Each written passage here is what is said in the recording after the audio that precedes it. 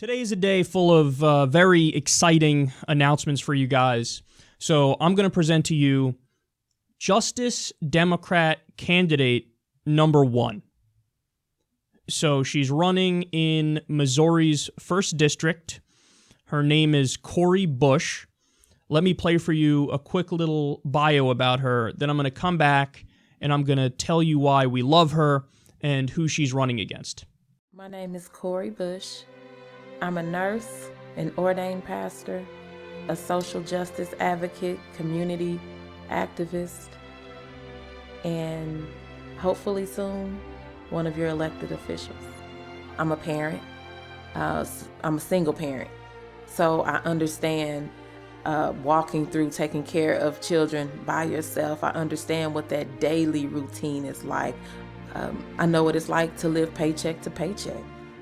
And then on top of living paycheck to paycheck, to wonder about your future and the future of your children. It's not about the title.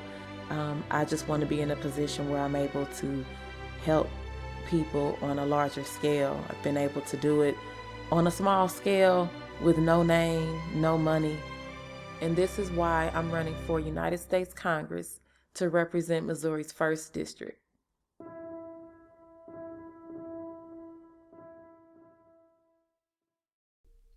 So Cori is, of course, taking no corporate money and no PAC money because she's a Justice Democrat, and she fully understands just how much big money and corporate money has corrupted our system, and she refuses to be part of that corruption. She's running because she actually cares about the people in her district, and she has a track record of fighting for the people.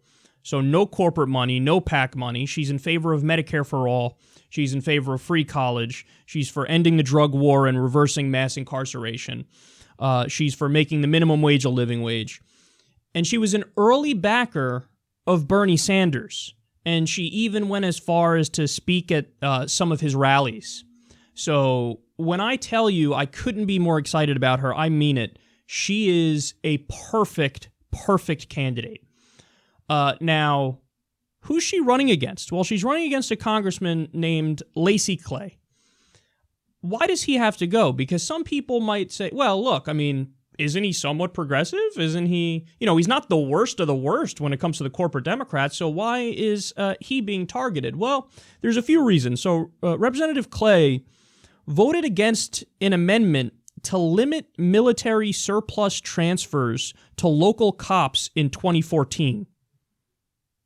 So do you understand what that means? That means that even though he represents Ferguson, he's a backer of police militarization. That is flat out inexcusable. We've all seen, the videos, we've all seen the pictures of just how much across the United States our police departments have become militarized when they roll out with the tanks. And you have the officers dressed like they're from some kind of sci-fi movie. Now understand, in 1990, the military transferred about $1 million worth of military equipment to police.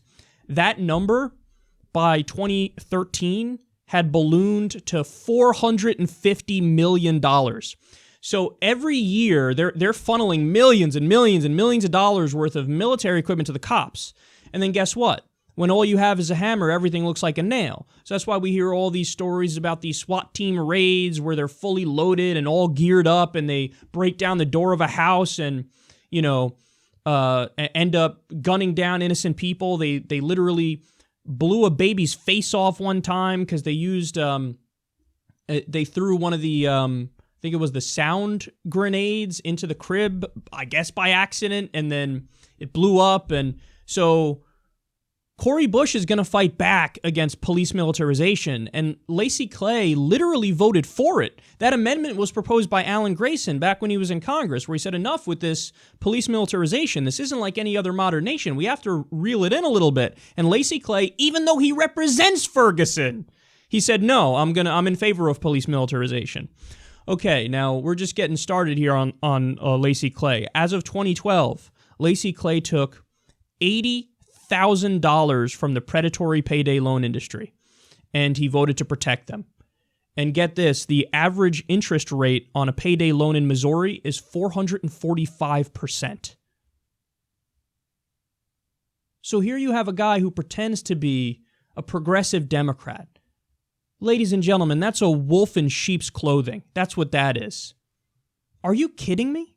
And that was as of 2012. I'm sure the number's gone up since 2012, but $80,000 from the predatory payday loan industry. Not only does he vote on their behalf and side with them, he vocally defends them. So this is very similar to Debbie Wasserman Schultz. Debbie Wasserman Schultz, did the same thing, raised money from the predatory payday loan industry, and then kneecapped new regulations that were supposed to roll out that would have protected consumers from those predatory payday lenders. So yet again, that's inexcusable. You got two things so far that are totally inexcusable. Well, now let's dive into the deep end. Lacey Clay has taken over $2 million from PACs, over $200,000 from the insurance industry, $120,000 from the securities and investment industry, and $118,000 from commercial banks. He also supported a free trade deal with Peru. He voted to give billions and billions of dollars to the Export-Import Bank, which is nothing but corporate welfare by another name. And he voted no on requiring lobbyist disclosure of bundled donations. So Lacey Clay, even though on many other issues, he votes in a progressive direction, there's no denying that. What I just laid out for you here is indefensible and inexcusable. He was also part of the group of the Progressive Caucus, which back when there was the debate going on about Obamacare, they originally said, we won't vote for any bill that doesn't have the public option in it, and then they buckled. So we're not talking about a guy who put his neck out on the line and said, Medicare for all, and that's the end of the conversation. We're not talking about a guy who put his neck on the line and said, okay, look, I'll compromise, but public option is the furthest I go. We're talking about a guy who said, look, I'm going to buckle if you apply enough pressure to me. Well, guess what? Cori Bush will not buckle. She's for Medicare for all. She's going to fight for the people. She has a track record of fighting for the people. And by the way, what else lends credence to that is her personal story. She was just describing it. She's like, I know what it's like to work and not make enough money to survive. I know exactly what it's like. I've been through it. So we have a real fighter here for the people. And we have a real progressive option, a liberal option on the ballot. And I am so excited that Cori's running. I can't tell you. Now, we told you when we rolled out Justice Democrats, we're not playing around, man. We are not playing around. This isn't just, hey, we're going to come out here on our shows and talk about it. Isn't this fun? We're pretending to be really important and we're pretending to be part of the game here. No, this has nothing to do with that. It's got everything to do with you. It's got everything to do with taking back the Democratic Party from corporate donors. That's issue number one. That's the only issue because it affects all other issues. There's a reason why the Democrats don't push for Medicare for all. There's a reason why the Democrats don't try to get us out of all the wars. There's a reason why they buckle time and time again. It's because they're bought and owned by the industry. They're bought and owned by corporations. In Lacey Clay's case, he's bought and owned by the predatory payday loan industry. Guess what? Cori Bush isn't. She's not going to represent them. She's going to represent the people. So those are your options in Missouri's 1st District. You can either vote for the representative of corporate America or you can vote for the representative of the people. Go to justicedemocrats.com, sign your name in support of the movement.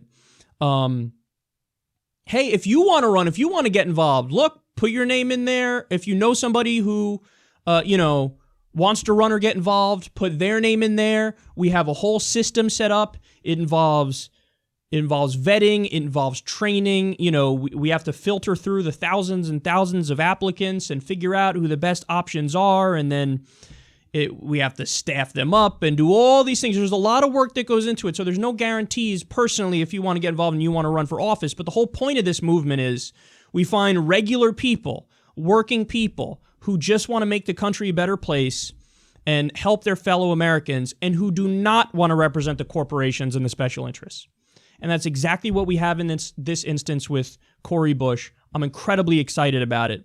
And it's time for Justice Democrats to put some W's on the board. And I think we're off with a good start here.